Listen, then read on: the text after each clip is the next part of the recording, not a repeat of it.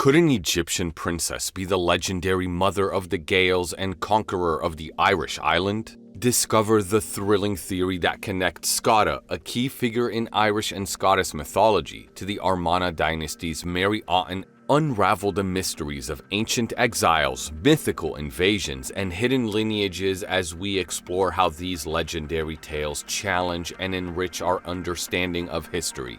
Join us on a journey through time and myth. Scota and Meriaten, unmasking the dark legacy of Ireland's Egyptian princess. The connection between the two princesses has sparked much debate among scholars, historians, and authors. Although mainstream academia has not accepted this theory, the evidence supporting it is compelling.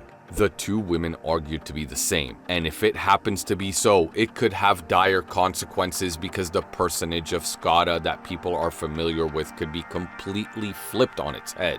The knowledge of the Egyptian princess Meriaten, which most people have, does not entirely provide a correct perspective of the Egyptian princess. Meriaten, like her father, had a malicious background, and the effects of this knowledge are damaging to the accepted history. Information that is more easily found on Scota and accepted is that she was an important figure in Irish and Scottish mythology. Irish and Scottish mythology recount her as an Egyptian princess who is said to be an ancestor of the Gaels, the inhabitants of Ireland and Scotland. The legends of Scota are primarily found in medieval Irish texts, such as the Labor Gabala Éireann, the Book of the Taking of Ireland, also known as the Book of Invasions. This text compiles various myths and legends about Ireland's early history. According to the Labor Gabala Éireann, Scota is the daughter of an Egyptian pharaoh, often identified as Nectanebo or sometimes Pharaoh Sincris. If Scota's father was a pharaoh, then there is an obvious Egyptian connection, and we should try to confirm this. Conducting further research, we can learn that another spelling for Pharaoh Sincris is Chencris, which the Scottish historian Walter Bower has identified. Earlier, it was mentioned that Meriaten had a malicious background like her father, who happens to be the most popular of all the pharaohs, Pharaoh Akhenaton. Why does this matter? Decoding the pharaohs, unraveling the enigmatic links between Akhenaton and Scota's lineage. Please follow closely. Research into the Amarna dynasty is often confusing because its members inherited generic names such as Cheris, Akacheris, or Auchencheris.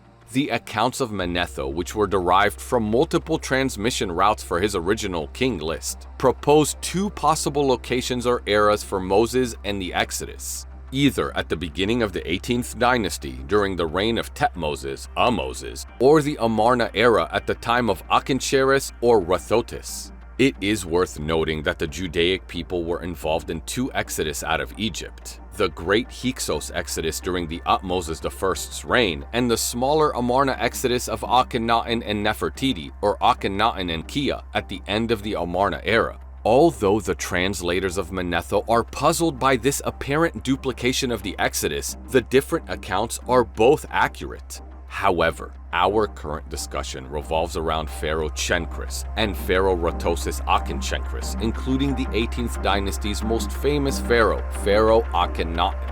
This is for two reasons. First, let's compare their names. The first syllable in the names is Aken in the historical texts and Aken in the records of Manetho. Aken is derived from the Ibis glyph and can be pronounced as Ak. The Greek version of Aken used either a hard K or a soft KH, ch. The next syllables in the name are the two versions of a title for her sun god, with one using the god name Aten and the other using the Hebrew Cheris, meaning sun. Manetho used the term Cheris to refer to the sun god, which would have been the Aten during the Amarna era, not Amen or Ra. Therefore, Manetho's pharaoh Auchencheris was actually Akhenaton, and Bower's pharaoh Chencris is the same as Auchencheris. This means that Princess Scota's father was most likely Pharaoh Akhenaton. Second, the same pharaoh was called Rathotis in some king lists derived from Manetho. But why is that? It turns out that the Ibis glyph in Akhenaton's name can also be pronounced as Thoth in Greek. Thoth is another name for Jihut. The name Thotis in Rathotis is simply the god name Thoth. The Ra in Rathotis is the sun god. Therefore, Auchencheris and Thothra are equivalent names. If we reverse the syllables in Thothra, we get Ra-Thoth, which is Menethos Rathotis. Did we hit the nail on its head? Unmasking the dark side, the sinister legacy of Meriaten, Akhenaton, and Scota. What did the malicious background of Meriaten and her father Pharaoh Akhenaton, which included Scota, look like? Most people familiar with Pharaoh Akhenaton know that he pushed the worship of Aten. This was considered extremely radical, which did not go well with the traditional cult of that time, who were associated with the worship of Ra and Amun. They were powerful and held significant religious and economic sway. The pursuit of Akhenaton to centralize around Aten created conflicts with the established institutions of that time, resulting in his voluntary yet involuntary exile to the city he had established, Amarna. What is so bad about this? Why were his actions frowned upon? Was it simply because he wanted to change the way people worshipped or who they worshipped? Atonism involves the worship of Aten, who is associated with light. However, due to how the light was perceived to be used, it was often viewed as negative or incorrect. This can be seen as the reverence of what has been described as the dark side of the sun. So, to answer those questions, the light was used to control people. Control a person's mind, you control their behavior. Control their behavior, they are your slave. Light can be both negative and positive. Shine light out and away from you in a dark room, and it illuminates the room, and then you can see. Shine light directly into one's eye, and it will blind you briefly, possibly permanently. Even having left and having another city constructed, Akhenaton was still trying to centralize Upper and Lower Egypt around Aten worship, but would utterly fail in doing so. The eldest daughter of Akhenaton and Nefertiti, Meriaten, is known to have mysteriously disappeared after the fall of her father and the death of several family members from a virulent plague that had swept the land. The Aten cult was a solar cult that worshipped the sun. It's important to note that Scota is not the actual name of the princess, but a nickname.